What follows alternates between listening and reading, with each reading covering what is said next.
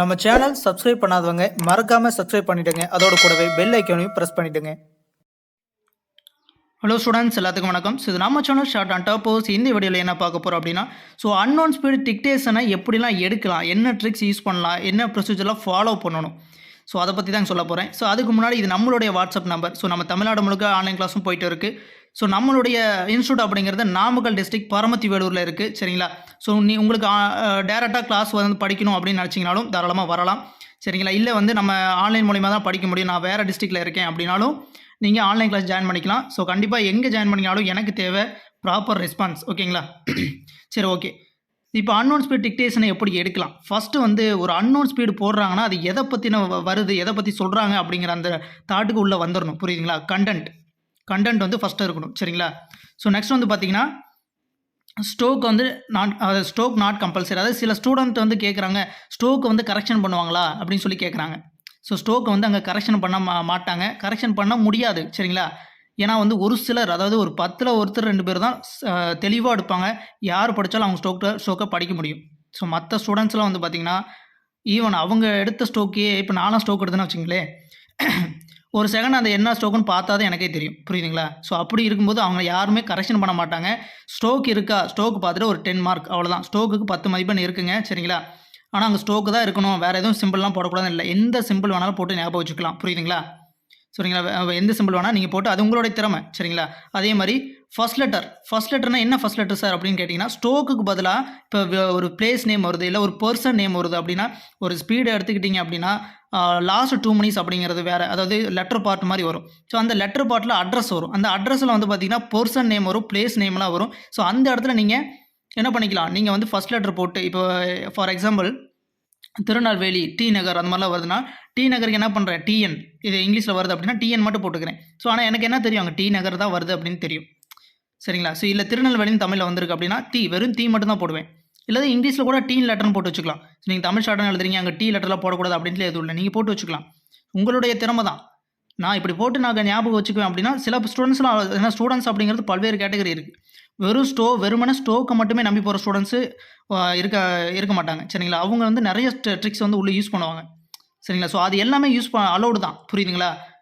ஆனால் நீங்கள் அதிகமாக யூஸ் பண்ணிடக்கூடாது, ஃபுல்லாகவே தமிழ்லேயே எழுதிடக்கூடாது. ஏன்னா ஸ்டோக் பார்த்து 10 மார்க் கொடுக்குறாங்கன்னா எல்லாமே தமிழில் இருந்து எப்படி கொடுப்பாங்க. அங்கங்கே நீங்கள் உங்களுக்கு என்ன முடியுமோ அங்கே எடுத்து வச்சுக்கலாம். லாஸ்ட்டாக நீங்கள் என்ன பண்ணிக்கலாம், அதை ரஃப் பண்ணிட்டு கூட பென்சில் ஸ்டோக் எடுத்திங்கன்னா ரஃப் பண்ணிவிட்டு அந்த ஸ்டோக்கை கூட போட்டு விட்டுறலாம். சரிங்களா? கரெக்ஷன் பண்ணும்போது சும்மா பார்த்தாங்கன்னா தமிழில் இருக்குமே அப்படிங்கிறதுக்காண்டி நீங்கள் மாற்றி விட்டுக்கலாம். சரிங்களா? மற்றபடி நீங்கள் ஃபஸ்ட் லெட்டர்லாம் போட்டுக்கலாம், தாராளமாக போட்டுக்கலாம், ஒன்றும் பிரச்சனை இல்லை. அன்னோன் வேர்ட்ஸ் அப்படிங்கிறத நீங்கள் ஸ்கிப் பண்ண கற்றுக்கணும். இப்போ அன்னோன் ஸ்பீடில் நீங்கள் மோஸ்ட்லி என்ன தப்பு பண்ணுறீங்கன்னா, அந்த அன்னோன் ஸ்பீடை எழுதுனதுக்கப்புறம் பார்த்தீங்கன்னா அது எல்லாமே உங்களுக்கு நிறைய வேர்டு தெரிஞ்ச வேர்டு தான், ஆனாலும் உங்களால் எடுக்க முடியாது. ஏன்னா அது அங்கங்கே உங்களுக்கு நியூ வேர்டு வரும். நியூ வேர்டுங்கிறது ஒரே இடத்துலேயே வந்துடாது, அங்கங்கே வரனால நீங்கள் அந்த வேர்ட்ஸை யோசிச்சுக்கிட்டு என்ன பண்ணுவீங்கன்னா, அதுக்கு அடுத்தது ரொம்ப ஈஸியான வேர்ட்ஸாக இருக்கும், அதை விட்டுருவீங்க. ஆல்ரெடி சொல்லப்போனால் ஒரு தனிக்குறிச்சொல், கிராம்லாக்ஸ் அந்த மாதிரி இருக்கும், அதையே கூட விட்டுருவீங்க. ஏன் அப்படின்னா, இதுக்கு முன்னாடி நீங்கள் அந்த இது யோசிக்கிறனால தான். அன்னோன்ஸ் வேர்டாக அதை விட்டுருங்க. நான் எழுத மாட்டேன், அன்னோன் வருது எனக்கு தெரியாது, அந்த வேர்டையும் நான் பார்த்ததில்ல, விட்டுருங்க.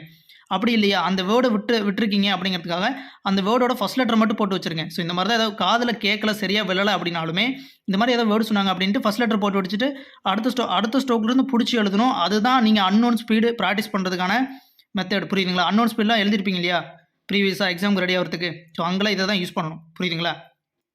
அதை பார்த்துக்குங்க. அன்னோன் வேர்ட்ஸ் வந்தால் விட்டுறணும். அப்படி இல்லைனா அதுக்கான இண்டிகேஷன் மார்க் ஏதோ ஒரு ஃபஸ்ட் லெட்டராக போட்டு வச்சுட்டு நீங்கள் அடுத்து மூவ் ஆயிடணும். சரியா? அந்த இடத்துல நின்றுட்டு இருக்கக்கூடாது. சரிங்களா?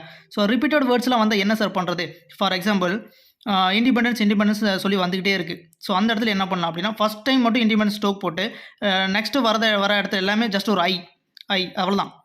ஏன்னா ரிப்பீட்டடாக வரக்கூடிய வேர்ட்ஸ் நம்ம யூஸ் பண்ண தேவை. இப்போ போலீஸ் டிபார்ட்மெண்ட் நிறையா ரிப்பீட்டடாக வந்துக்கிட்டே இருக்குது.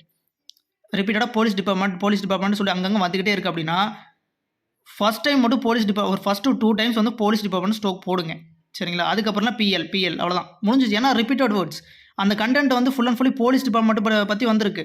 அந்த மெயினான அந்த வேர்டையே நீங்கள் என்ன பண்ணிக்கலாம், நீங்கள் மாற்றிக்கலாம். புரியுதுங்களா? நான் சொல்கிறது புரியும்னு நினைக்கிறேன். அந்த கண்டென்ட் எதை பற்றி வருதோ அதை பற்றின வேர்டு அங்கே அடிக்கடி ரிப்பீட்டடாக வந்துச்சுன்னா, ஒரு 1 டைம் ஸ்டோக் எடுத்துட்டிங்கன்னா அதுக்கப்புறம் எடுக்க தேவையில்லை. ப்ராவர்பெலாம் வந்தால் நீங்கள் ஸ்டோக் போடவே தேவையில்லை. பாரதியார் தெரிவித்தார் அந்த மாதிரி ஏதாவது வந்துச்சு அப்படின்னா, பழமொழி நல்லா தெரிஞ்ச பழமொழினா நீங்கள் என்ன பண்ணலாம், ஃபர்ஸ்ட் லெட்டர் மட்டும் போட்டு ஜஸ்ட் ஒரு அண்டர்லைன் பண்ணி வச்சுட்டு அப்படியே வெயிட் பண்ணலாம். அவங்க பழமொழி ஃபுல்லாக படிக்கிற அளவுக்கு நீங்கள் ஸ்டோக் எடுக்கணும்னு அவசியமே இல்லை. புரியுதுங்களா? நீங்கள் ஃபுல்லாக எடுத்துகிட்டு இருக்க வேண்டிய அவசியமே இல்லை. சரிங்களா? யா மறிந்த மொழிகளிலே தமிழ் மொழி போல் இனிதாவது எங்கும் காணோம் அப்படின்னா யா போட்டு வச்சுட்டு அவ்வளோதான் டாட் வச்சுட்டு அப்படியே நான் உட்காந்துருப்பேன். அவங்க வந்து படிப்பாங்க. யா மறிந்த மொழிகளிலே தமிழ் மொழி போல் படிச்சுட்டு இருப்பாங்க. ஸோ எனக்கு தெரியும் அது. அந்த பழமொழி எனக்கு தெரியும். நீங்கள் எடுக்க தேவையில்லை. ஸ்டோக் எடுக்க வேண்டிய அவசியம் கிடையாது. புரியுதுங்களா? ஸோ அதுக்கப்புறம் நம்பர்ஸ்லாம் வந்து என்ன சார் பண்ணுறது, நம்பர்லேயே போட்டுக்கலாம். நம்பர்ஸ் வந்துச்சுன்னா நம்பர்லேயே போட்டுக்கலாம். ஸ்டோக்கில் வந்து நீங்கள் ஃபுல்லாக ஸ்டோக் எடுக்கணும் அவசியம் இல்லை. நம்பர் போட்டுருங்க. சரிங்களா? ஸோ அதுக்கப்புறம் சென்டென்ஸ் ஷார்ட்கட்ஸ். அதாவது இது சென்டென்ஸ் ஷார்ட்கட்ஸுங்கிறத இப்போ பார்க்கக்கூடாதுன்னு சொல்லியிருக்கேன்ப்பா. சரிங்களா? இது என்ன ஷார்ட்கட்ஸ் அப்படின்னா, உங்களுக்கு நல்லா ஸ்டோக் தெரியும். அதுவும் இல்லாமல் அந்த சென்டென்ஸ் அப்படிங்கிறது ரொம்ப பழக்கப்பட்ட சென்டென்ஸ். ஃபார் எக்ஸாம்பிள், என்று கூறி எனது உரையை முடித்துக் கொள்கிறேன். இது தமிழில் எங்கே வரும்? உரையை எங்கே முடிப்பாங்க? 5 மினிட்ஸ், அதாவது அந்த 5வது நிமிஷம் கடைசியில் வந்து எண்டில் லெட்டருக்கு மேலே வந்து இந்த மாதிரி வார்த்தை வரதுக்கு வாய்ப்பு இருக்குது.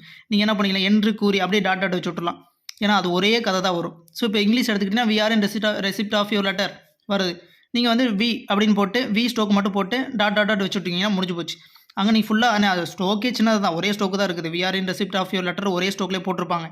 நீங்கள் அதையுமே ஸ்டார்ட் பண்ணிடலாம். புரியுதுங்களா? ஏன்னா ஒரே ஸ்டோரி தான் அங்கே வருது. புரியுதுங்களா? ஸோ இந்த மாதிரி இடத்துல ஒரே சென்டென்ஸுக்கே நீங்கள் என்ன பண்ணுறீங்க, ஷார்ட்டாக முடிச்சிட்டீங்க. இதுதான் சென்டென்ஸ் ஷார்ட்கட்ஸ்னு சொல்லுவோம். இந்த மாதிரி இடத்துல மட்டும் இல்லை, நிறைய இடத்துல இருக்குது. சரிங்களா? நிறைய இடத்துல இது மாதிரி இருக்குது. புரியுதுங்களா? இந்த சென்டென்ஸ் ஷார்ட்கட்ஸ் ரிப்பீட்டடாக இந்த சென்டென்ஸ் வர பட்சத்தில் நீங்கள் இதை யூஸ் பண்ணிக்கலாம். புரியுதுங்களா?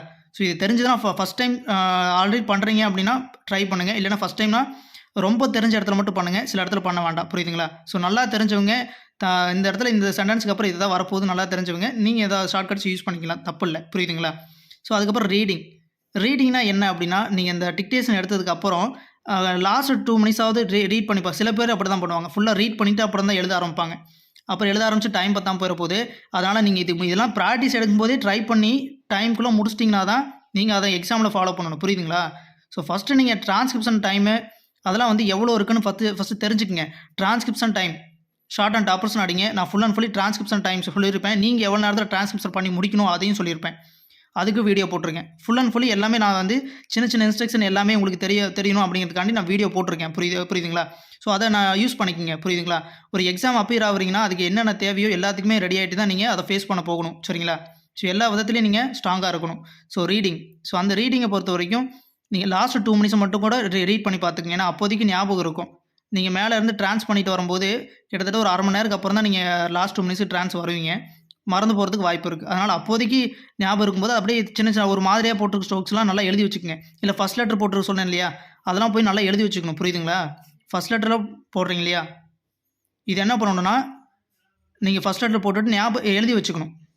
ட்ரான்ஸ் பண்ணுறதுக்கு முன்னாடியே டிக்டேஷன் 7 மினிட்ஸ் முடிஞ்சதுக்கு அப்புறம் உடனே போய்ட்டு அந்த ஃபஸ்ட் லெட்டரில் நல்லா ப்ரீஃபாக எழுதி வச்சுக்கோங்க. அந்த மாதிரி பண்ணிங்கன்னா தான் நீங்கள் ட்ரான்ஸ் பண்ணும்போது உங்களுக்கு ஈஸியாக அண்டர்ஸ்டாண்ட் ஆகும். இல்லை ஃபஸ்ட் லெட்டர் போட்டுட்டீங்க ட்ரான்ஸ் பண்ணிட்டு பண்ணும்போது பார்த்துக்கலான்னு விட்டுட்டிங்கன்னா மறந்து போயிடும். ட்ரான்ஸ் பண்ணும்போது இந்த ஃபஸ்ட் லெட்டர் எதுக்கு போட்டோம் அப்படிங்கிறது தெரியாது. இல்லை ஏதாவது சிம்பிள்ஸ் போட்டிங்கன்னா இது எதுக்கு போட்டு வச்சுருக்கோம் அப்படின்னு தெரியாது. நிறைய ப்ராப்ளம் வரும். சரிங்களா? ஸோ இதெல்லாம் வந்து ரெக்டிஃபை பண்ணணும் அப்படின்ட்டா நீங்கள் அந்த ரீடிங் அப்படிங்கிறத யூஸ் பண்ணணும். சரிங்களா? ஓகே, நன்றி.